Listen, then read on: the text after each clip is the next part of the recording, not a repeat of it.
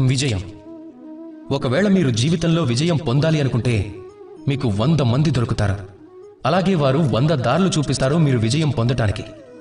గంటల కొద్దీ కష్టం, ప్రయత్నం, సహాయం, సంకల్పం ఇటువంటి విషయాల మీద ప్రసంగాన్నిస్తూ ఉంటారు. 100 మార్గాల ఉదాహరణలు కూడా మీ ముందుంచుతారు. కానీ నేను నమ్మేది ఏమిటంటే మనం ఎందుకు ఆ మాటల మీద చర్చ చేయకూడదు అని. ఒక వ్యక్తిని విఫలం అయ్యేలాగా చేసేవి కేవలం 2 విషయాలు అపజయాన్ని నిర్ణయిస్తాయి. కేవలం 2 రకాల వారు ఎక్కువగా విఫలం అవుతూ ఉంటారు. మొదటివారు ఆలోచించేది ఎక్కువ, చేసేది తక్కువ.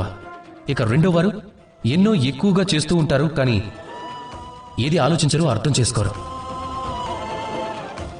ఆలోచన ఇంకా పని, వీటి మధ్యలో సామరస్యం చాలా అవసరం.